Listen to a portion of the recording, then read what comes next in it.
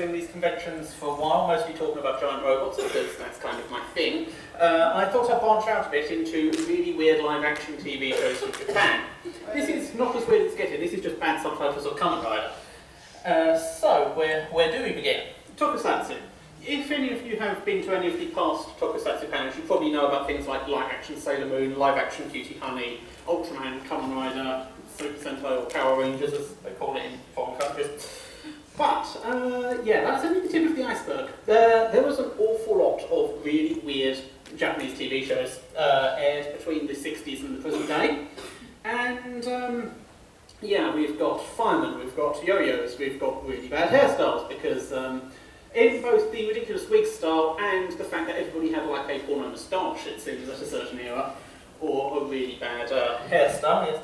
But you might as well start at the very beginning with 1958, Moonlight Mask, which, as my associate hero will say, is possibly the first ever superhero TV show in Japan. It's usually the one regarded as that, so... Yeah. This is what it looked like. I think this is a colour reconstruction of the series. It ran for quite a while. It could have been from the films. It could have been, actually. This came off a Japanese film archive website. I couldn't read a word of it. But unfortunately, Moonlight Mask was cancelled within a year of airing after a child died because they tried doing what they saw on the TV. This is why you get now the sit a sensible distance away from the TV and don't try this at home messages. Sit away from the TV is to do with electrical to Polygon, but... Oh yes, the Polygon Polygon thing. thing. Don't try this at home that. But despite the TV series being cancelled in sort of 1959, there were some tie-in films that they still carried on for a few years later, before fading out. Attempts to bring it back later included an anime in 1972 that seemed to have not done very well, and a live-action film in 1981 that bombed infamously. Yes, you'd be very, I think, hard-pressed to find any episodes of Moonlight Mask raw or subtitled. It's that obscure. I think there are these openings on YouTube. I think some more episodes are floating around, but I don't think it's a complete set. A lot of the stuff that we're talking about in this panel, incidentally, is pretty much forgotten, and a lot of it is pretty much forgotten for good reason, as the videos walk through. So let's begin with Kamen Rider. Has anybody actually watched any Kamen Rider? Yes. Oh, good, good, good. So I don't have to explain right from the very beginning. Have you watched the older stuff or the current year series? It's both, okay, that's good. So yeah, he rides a bike, he kicks people in the face, occasionally he gets really annoying soundbite belts, because that's totally what the kids like nowadays, something to annoy the parents with. Thankfully, that's only been an invention in the last decade or so due to the invention of portable electronics. That's true. On the other hand, I wouldn't want to be a Japanese parent who had to buy all the Kamen Rider Ghost merchandise for their kid, because my god, it was annoying enough watching it on TV. So yes, the general thing about Kamen Rider is he starts off getting some kind of power from the bad guys, or he uses a similar power to the bad guys, and he's trying to be a good guy, as they say. The original series ran for about 98 episodes, which is quite a bit longer than most of the series run nowadays. And when the actor who played the actual Kamen Rider was injured, they brought in Rider 2 to keep the series going. Also, they had about 3 to 4 episodes trying to hide the fact they'd lost their main actor, so dubious stunt doubles, episodes focusing on the side characters, stuff like that, until they finally gave up and introduced Rider 2. So, just so people can get an idea of what it was like before, it was all crazy CGI and pretty boy idols and occasionally gravure actresses. This is the original. Who said the original actors were pretty boys at the time? Fair point. We have no sound. What is happening? Really? Okay. How do I make this work? Oh, it's muted. I don't know what's happening there. Unmute it then. I have unmuted it. I still don't have sound.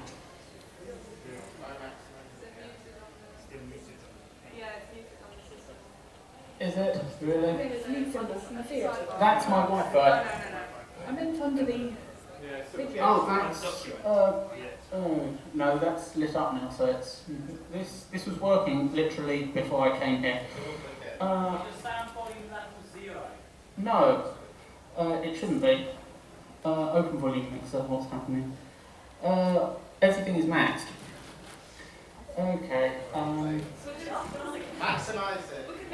I've got it full screen. I'm getting no audio out from the laptop. Yes, it's plugged into the sound. Can you say the clip? Oh yes, for this reason I have all the videos separately. Here we go. So, Right, let's try this. Still has no sound. What is happening? We tested this earlier. Yes. How are you seeing? Okay, right, let's try this. I'm very sorry about this. It was working fine. Open with...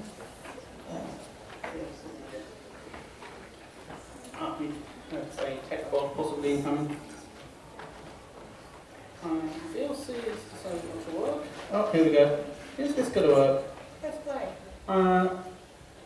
Still no sound. Speakers turned on. Yes, the speakers are... I'm not... Oh, right, okay, so there's no sound. I don't know. Oh, would it be... Playback devices. Yes, thank you.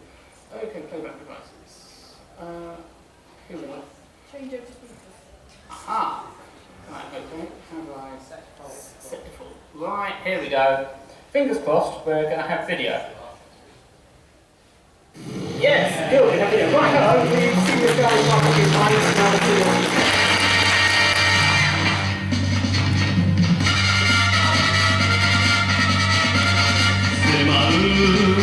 初夏地獄の軍団我らを照らす黒い影世界の平和を守るため Go!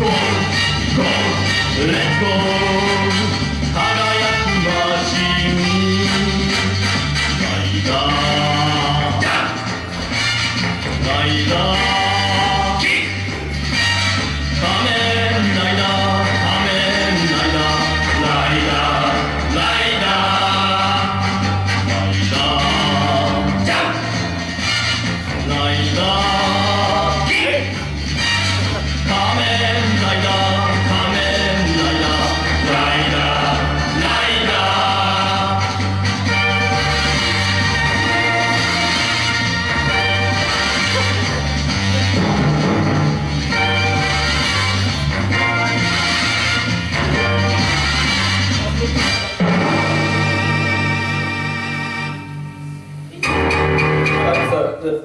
the Spider-Man, and that is not actually the Friendly Neighbourhood variety. Incidentally, that song was sung by the actor of the main rider for the first 13 episodes before, obviously when he was replaced, he was then replaced with well-known anime singer Masato Shimon, who I think also did the riding theme in lots of other 70s type shows. 70 songs. If you're particularly interested in Kamen Rider, there's a Andrew over in the Tokyo area. If you go to the Toei Hero Museum in Chiba, you can see the bike and the suit and that kind of thing. It's quite good fun. You do have to fight a bunch of 4-year-olds to get a good photograph there. You have to fight the 4-year-olds to play the toys too.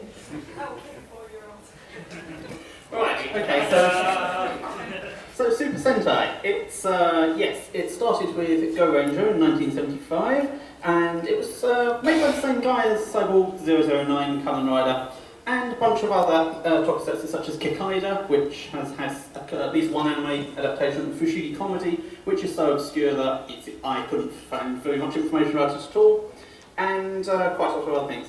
Now, they didn't get their giant robots until the third series, which is Battle Fever J. That's also when they started calling it Super Sentai rather than just Sentai. Go and JAKQ, or Jack as they call it, are quite different because of the lack of robot fights. Cyborg spies antics mostly. Yes. Until Gal Ranger, they didn't actually even get called Super Sentai, as my friend Sophie just said, unfortunately. There are some stock themes they like to use. There's been multiple ninja ones, multiple animal ones, multiple car ones. There's some pretty odd ones. Jack has a card theme, and Battle Fever J. Some of you may have seen this, but here we go.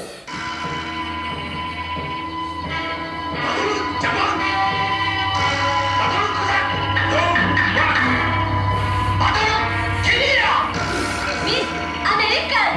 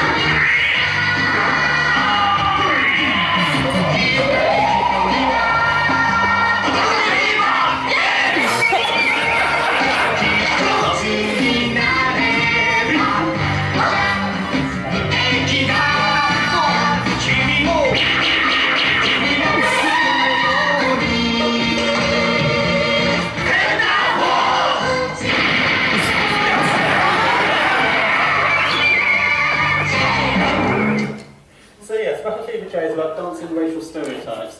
And if you're still wondering, Miss America is actually played by a woman in the suit, except for a few of the more elaborate jumps where she's in fact played by a guy, and it's obvious.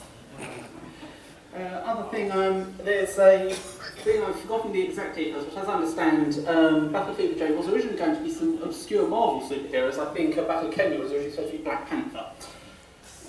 But they, yeah, you saw what they ended up with. Right, so Super Sentai, the main series of it, it's quite well known. If you go a bit more obscure, there's a few imitator type things. Grand Caesar and the Chosation series are the big one. Has anybody actually seen this? Ah, a couple of people. That's a good start. I was expecting nobody to have heard of this. So, it's another kind of team hero thing. This one has 12 heroes and kind of a zodiac theme, a bit like Saint Seiya. It's got some really impressive robots in it, which it uses pretty well with some surprisingly good CGI. And yeah, here's a. Made by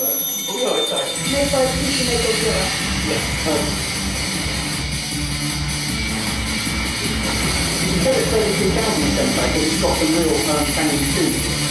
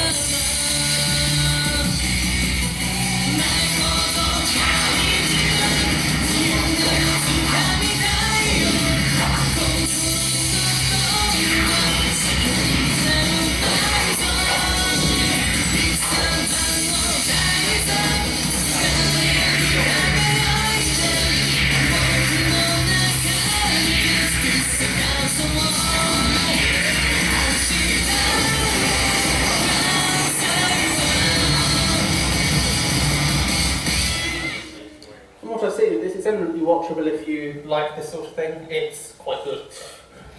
Right, Rescue Force. No video clip here, but yeah, this is fireman. This is extreme fireman. It says in the name. And sponsored by a toy company. It says so in the title. Yes, Tomica are a very big manufacturer of toy cars, model railway accessories, that kind of thing. And yeah, this is pretty ridiculous. As you can see in the third picture, I wasn't lying when I said the villains are steampunk gimps. Which is slightly bizarre for a show for primary schoolers or like you're younger. They won't know what a gimp is anyway. That's true. But yes, this is a show, as I say, Fireman saying extreme. The bad guy is called Extreme Fires and people put them out, I guess. With explosives. With explosions, yes. It's, they certainly know what people like. There is another series of this, it's Rescue Heroes, I think is the second series. Rescue Force, Rescue Fire, I think. Yeah, that's right actually, yes, I accidentally wrote it. But yes, this has run for a little bit. It's very much more on the buy our toys, even on a scale of things that are all buy our toys, because it has the name of the company in the title. CG is very good though. Yes, that I will say. Good effects. Next up, Ultraman, which is extremely good. It's getting a new manga at the moment, done by the guy that did the art for Wine Barrels of Iron. And there's a series currently airing on Crunchyroll. Yes, in fact, a lot of Ultraman is on Crunchyroll now, so if you're interested in that, you can watch it legally in the West. I think they've got everything that isn't tied up in a legal clusterfuck, so... Yes, as I understand it, a bunch of Ultraman series are in the ownership of a Thai company, is it? Yes, in the ownership of a Thai businessman who may or may not have gotten the rights to them by forging somebody's signature. So the ones that I'm not making this up. And so yeah, if any of you are Macross fans, Harmony Gold aren't as bad as it can be.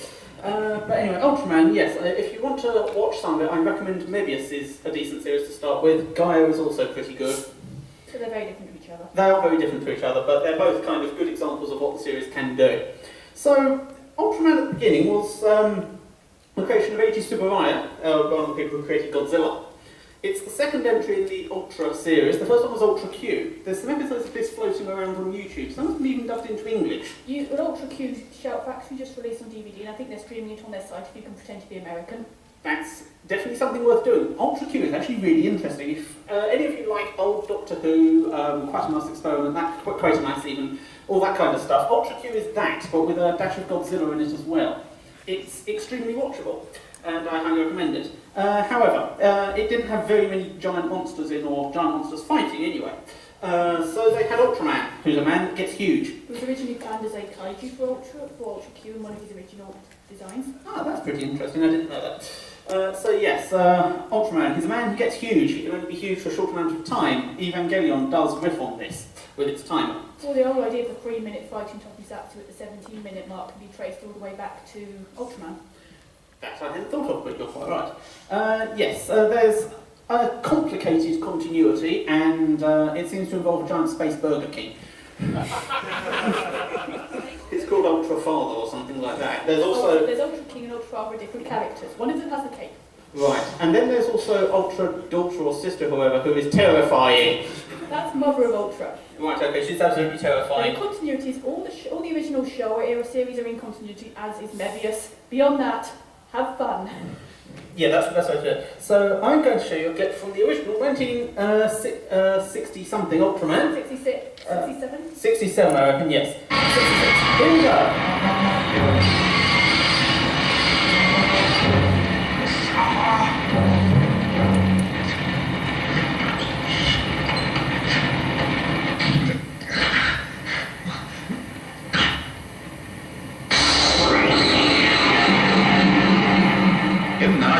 西部の宇宙人からその命を託された早場隊員がデータカプセルで宇宙人に変身しマッハ5のスピードで空を飛び強力なエネルギーであらゆる敵を粉砕する不死の男となったそれゆけ我らのヒーロー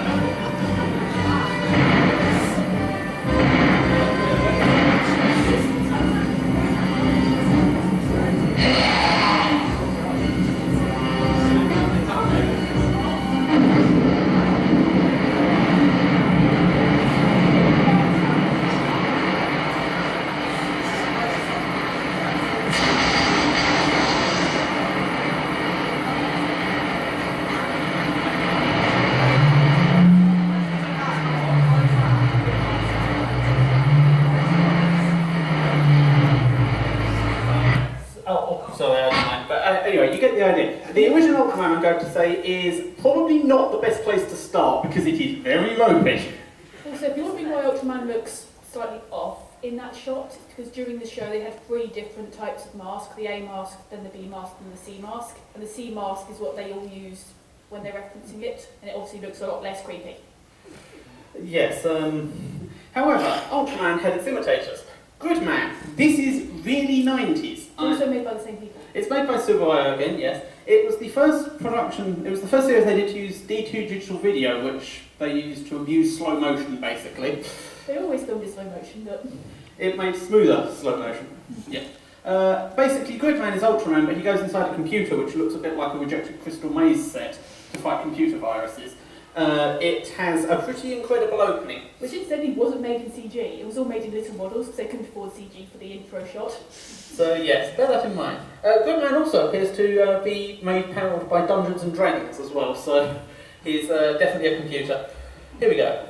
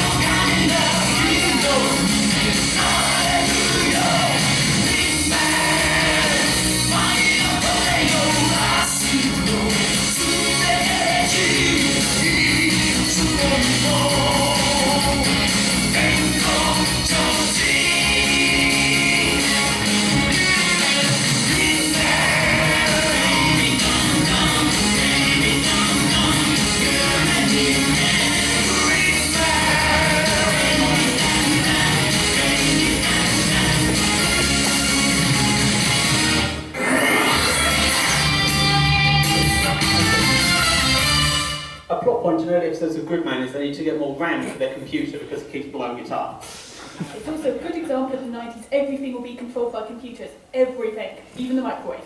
And cars. Well, it predicted self-driving cars and then just used them for a Monster of the Week episode. Right, we've been through some things. There's been some dodgy stuff. I mean, Ultraman grappling a rubbish Godzilla. That was not perhaps the high point of Tokusatsu. They actually have used a Godzilla costume with a frill stuck on for one episode. First thing that happens in the fight is they rip the frill off. But now we're on to the first thing I'd say. Never ever look this up. You know how there's some films like The Room and Plan 9 from Outer Space and all that, but people say they're bad, they're really bad, they're so bad, they're not even so bad it's good. Godman is Japan's equivalent. It's actually a bit of a meme out there as to how terrible this show is. Wikipedia, Japanese Wikipedia I believe even incorporates this, says, Godman, every Monday or Thursday a monster appeared in the field outside of town. Children cried for help from Godman, who then came from the sky. He fought with the monster and he won on Saturday. There was no story at all. This is true. The series aired in multiple, I believe, 3-minute episodes, kind of shown between programmes in the week. And I'm going to show you a whole 3-minute episode of Godman. If I see any of you clawing your own eyes out, I will go to the next slide because it is the longest 3 minutes of your life. Incidentally, King Kong turns up in the sequel to Godman, Green Man. And it also had Godzilla's son, if any of you have seen Godzuki or whatever they call him, and that absolutely terrifying suit. He turns up and dies horribly because that's what Godman does to things. Right, brace yourselves.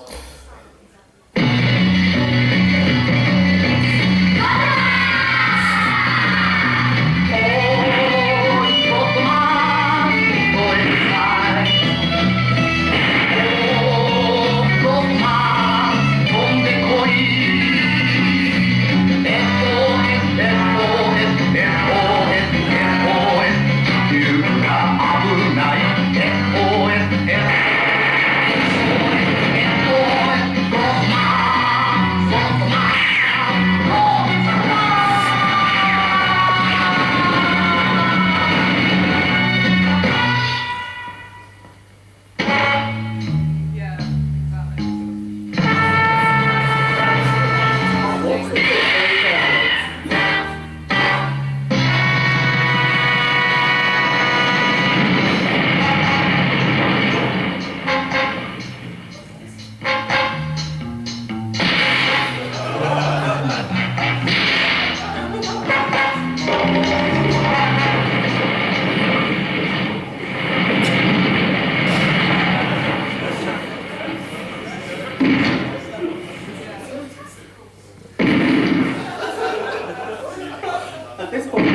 sure I think it's bugging off my car.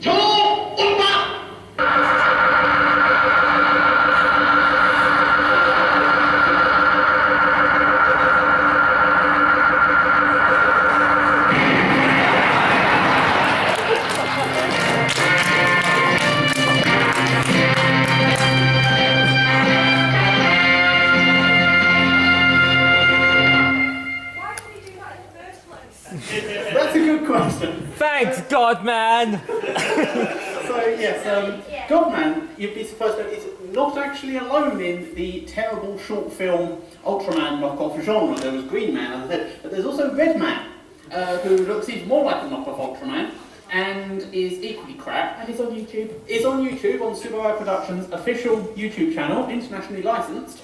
Red Man is notable for exactly how dirty a fighter he is. He won't hesitate on kicking a guy while he's down. So, the 60s and 70s, you may have guessed, saw a bit of a boom in tokusatsu. There were several giant hero shows. These are some of the oldest examples. There wasn't enough time, or in some cases, available footage to really give them a good showing here. There was the Dinosaur Saga, which is not as awesome as it sounds. There was Born Free, Eisenborg, and Poseidon. Born Free and Eisenborg are really weird because they combine stop motion, cell animation, and puppets in the same show. You can find the opening on YouTube if you really want to watch. But yes, it has random scenes where when physics won't allow them to do the special effect they want, they'll just hand animate it and it will jump straight to a 70s anime for a couple of minutes, then go back to really working special effects. Was it Aztec Kaiser? Does something similar for physically impossible wrestling moves? Yeah. Then there's Poseidon. Poseidon, there's some whole episodes up on YouTube, again, if you really want to watch it. It's notable for having some really hilarious villain designs, and basically a complete knockoff of the TARDIS set in one episode. They have a time machine, and it's actually just an old Doctor Who TARDIS. They also have a giant tank. They go back to the Jurassic era to fight aliens that are making the dinosaurs extinct. It's really weird, and there's an Ultraman knockoff as well. Then you've got Friendly Kaiju Booster and Shibira-kun. These are super obscure. They were basically sketch comedy with kaiju suits left over from filming Godzilla, Ultraman and such like. It was a recent Booster thing they did recently, but I can't remember if it was anime or just a toy line or something, but it did come up. And then finally there's the follow-ups to Ultra Q, going for like the more special investigation kind of thing. You've got 10-4, 10-10, Mighty Jack, Operation Mystery. They were a slightly older audience, going more for the Twilight Zone style anthology sci-fi series. So we're out of this stuff that people may have heard about, and I've got a question for you. Is anybody here an evil genius? Right, okay, don't leave your microwave open, and if you get that reference I won't say any more. Alternatively, you could get your old mates together and have a bit of a bad plastic surgery accident, go to Greece and wage war against Coach Capito and Mazin Dezed, but there's got to be a better way. Those guys lost. You've got Dr. Lalstein from Super Robot Mac Baron, the next series we're going to talk about. It's the follow-up to Super Robot Red Baron. Which somehow got licensed and official DVDs released. Yes, this show is available. Red Baron also has an anime and a There are films of this mini franchise available under various names, including Mazinger Z, and they have nothing to do with Mazinger Z at all. The opening song of Mac Baron lays out its premise very clearly. He is an evil, Dr. Lilestein is an evil genius that wants to ruin the peace of the earth. And the opening proceeds to steal the Ultraman style silhouettes. Yes, this opening will be a good example of what old Ultraman openings used to be like before they were like the cast posing dramatically and all that. And models blown up. And things blown up, yes. But what makes Dr. Lilestein particularly excellent is his moodlit hair. As you can see in the third picture along here. Yes, it changes colour based on his mood. It's fantastic. He builds a bunch of spectacular little robots which have really nice model work and blow up small cities, boats and such like. And occasionally fight Mac Baron, which is a large red super robot with a lot of different moves. It's very stock stuff that you'd have probably seen in many anime, just done in slightly quaint live action. And here's the opening, which is really good.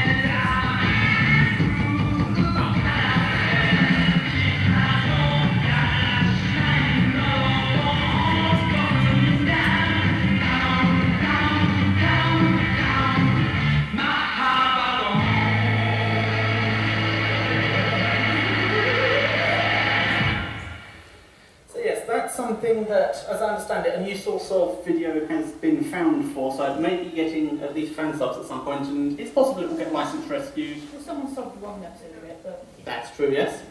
And now we're going to something that's not good in a bad way, it's not so bad, it's something that's actually good, Super Bandeka.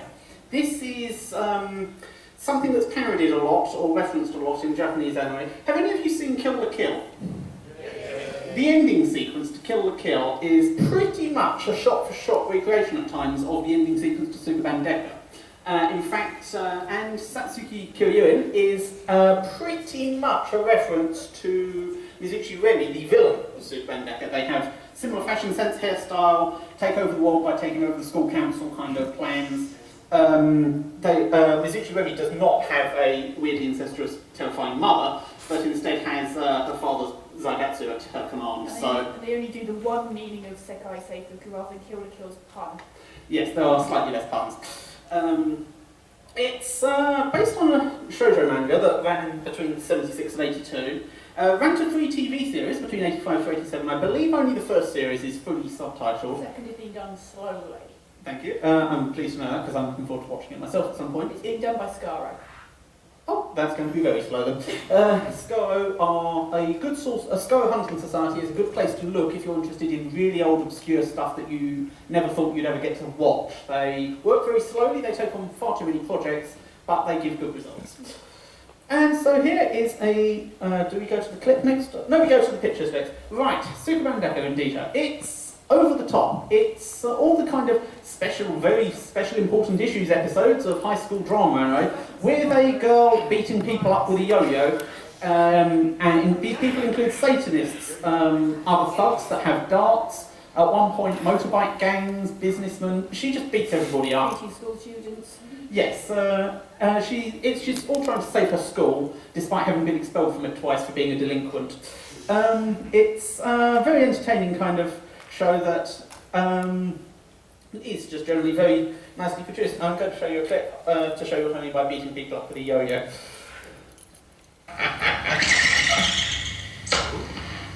なんだあのこと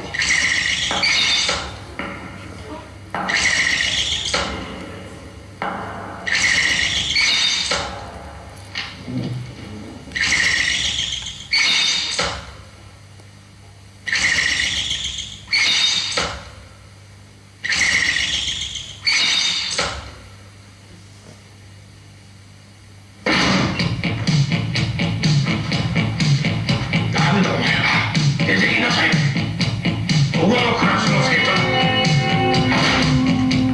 2年4組朝宮咲またの名はスケバンデカ。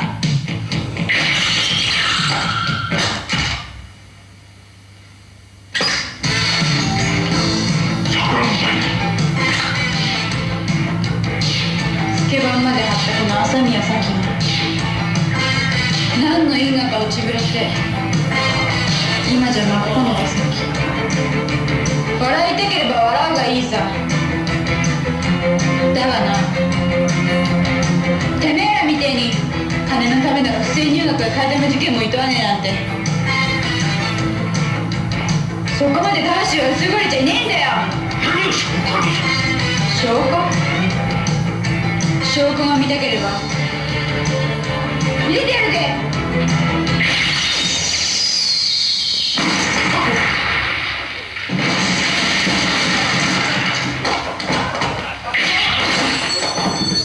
中村美智子が死ぬ前に汚いものは汚いところへ隠したと言い残したそうだ。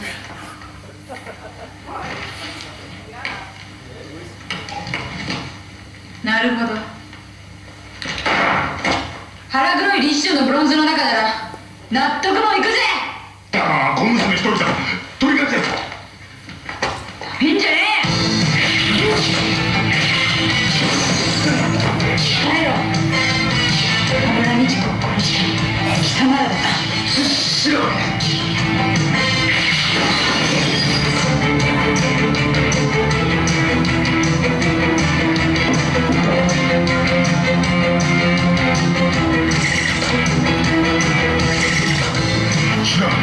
知らん。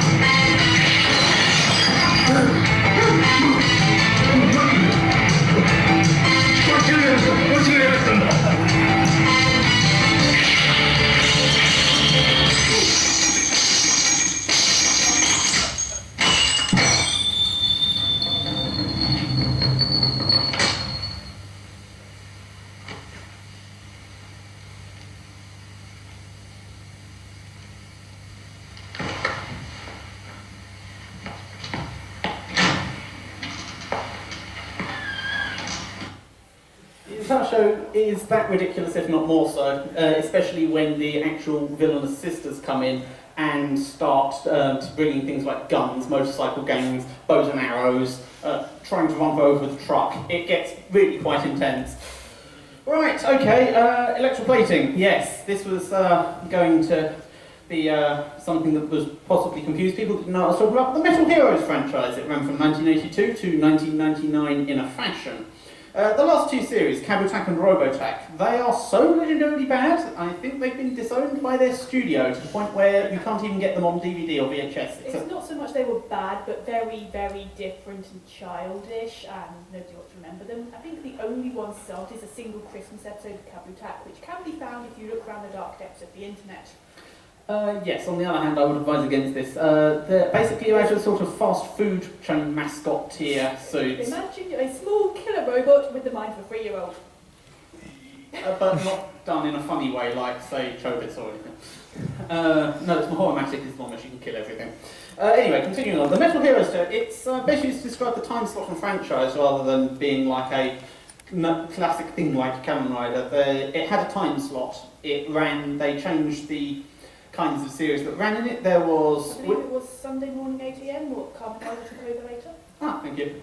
It has things like Winspector, which is a sci-fi police show, Gavan and Shamavan and such like, which are really cheesy action hero shows. Jurayo is about ninjas. And that's pretty much what I watch. And there's Blue Swat, which is infamously being retooled halfway through, because it was apparently a police procedural with super suits was too boring. I believe Jiraiya had a crossover episode with Ninja, one of the recent Sentai shows. Yes, it did. And right. the same actors turned up in the current it was something they had in the last 2 weeks. Either Sentai or Rider, one of the two. If you're interested in watching this and you don't want to commit to watching an entire long 80s series of ropey hairstyles, special effects and such like, And tight trousers. and yes, tight trousers, I would recommend the reboot movies they did in 2012 and 2014, Gavan, Shovan and Shida. One was an actual straight film, but the other two were straight to DVD, hence why they were a hell of a lot more violent. Yes, these take all the things that people liked about this, which is ridiculous super suits, tight trousers and such like, and explosions, then added boobs, gore and all other things to actually make them into really trashy, fun things to watch. Here we go with Gavan fighting snakes. 宇宙刑事ゲバンコンバットスーツを乗着するタイムはわずか 0.05 秒に過ぎない。では乗着プロセスをもう一度見てみよう。乗着 And this is actually feeling a lot of other costumes, who were Battle Casual and Danger and Danger. 了解コンバットスーツ戦闘します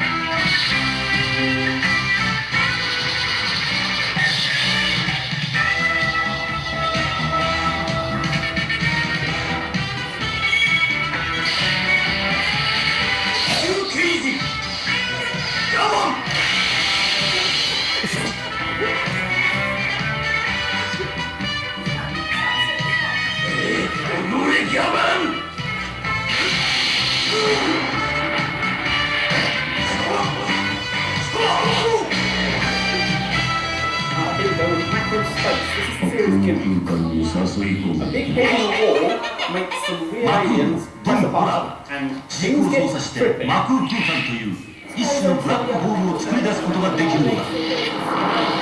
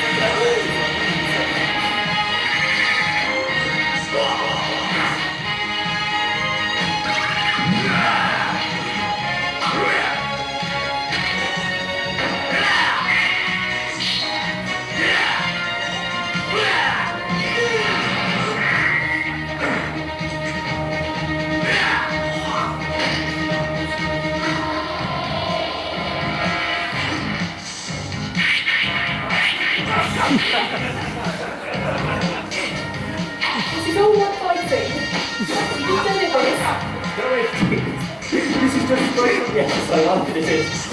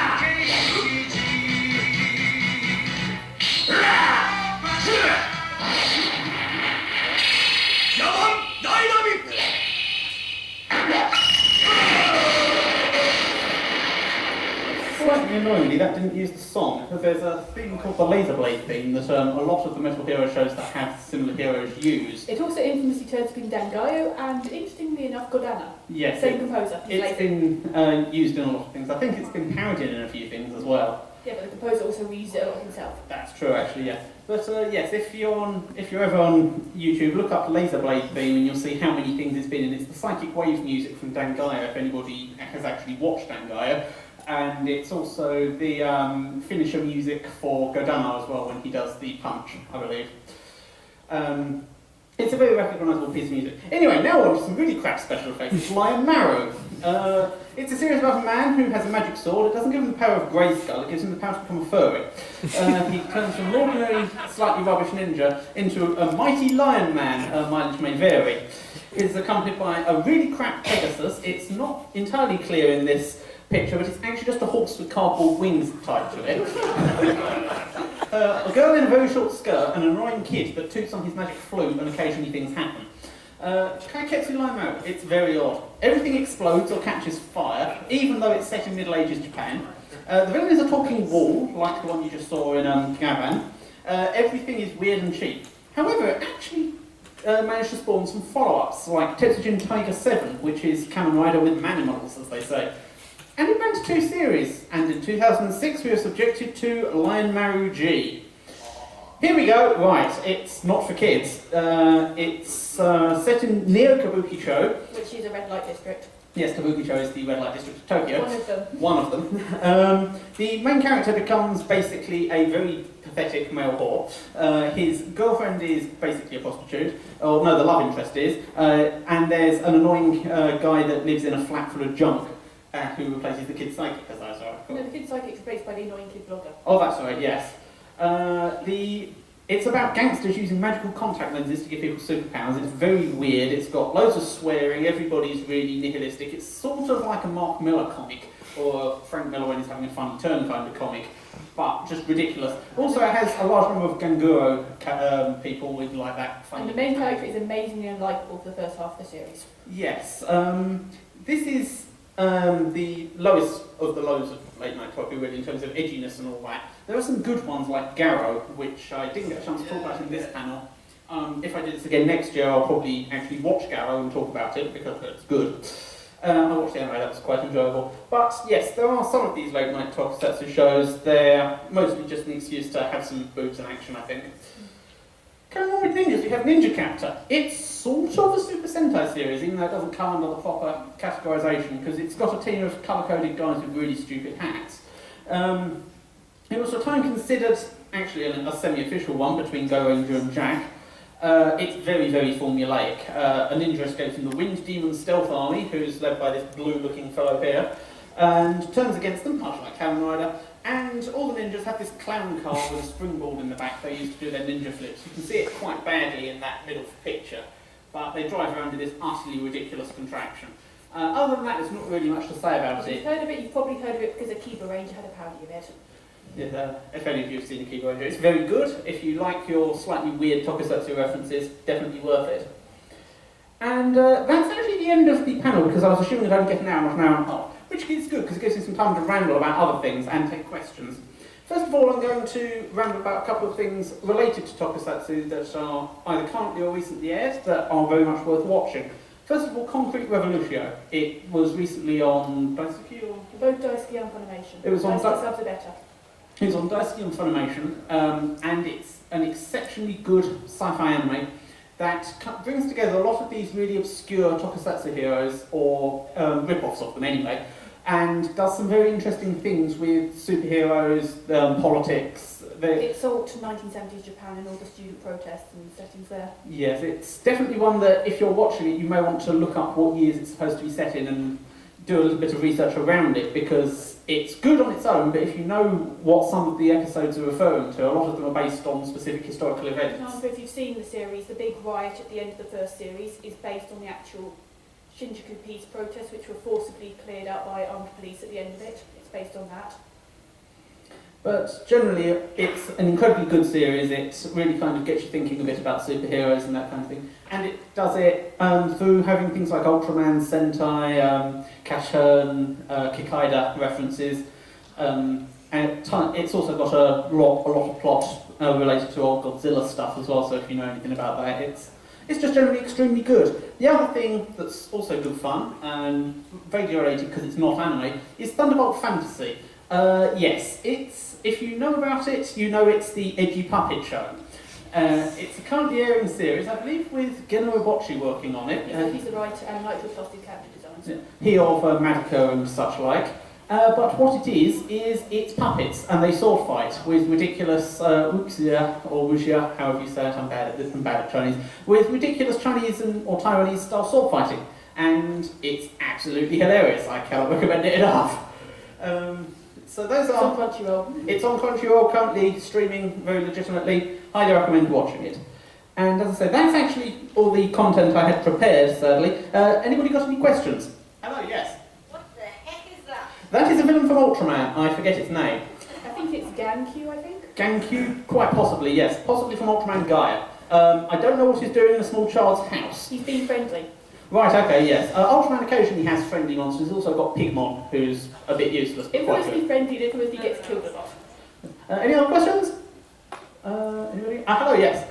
What do you think of like the latest Kamen Rider design, like was it Kamen Rider X? I'm intrigued because, frankly, a lot of people I know, and I saw it as well, he reminds me of Fighter War from Super Robot Wars, which is something I quite like, and his build seems to be an N64. But we don't know what noises it makes yet. I'm just hoping it doesn't make too many annoying noises. Anybody else? Hello, yes. What is the root of the term tokusatsu? It means, it's Toku meaning special and Satsu is filming, so it's literally special filming. It refers to any sort of special effects. So that's why it covers such a wide thing, from miniatures through to guys in rubber suits, through to people in spandex with a trampoline off the camera. I probably should have mentioned that earlier, I apologise. Anybody else? Hello, yes again. I'm going to ask a question. I'm sort of knowing where it's come from. How much of a departure from Kamen Rider is Last Rider? Because I know it's quite a lot. Are you talking the one from the early 90s? Yes. I've not seen it. I've not seen it personally, I just know it by reputation. Apparently they turned it into a terrible sitcom.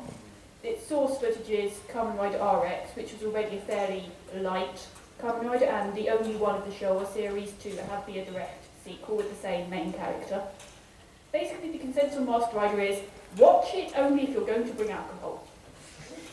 RX, it's based on, I think, is being subbed or has some subs, but the one before it, Black, which is regarded as one of the really good ones, and one of the ones often parodied. If you ever see a joke about a villainous organisation will ruin Japan's economy by doing something bizarre and stupid, it's regularly referencing that. Any other questions? Hello, yes.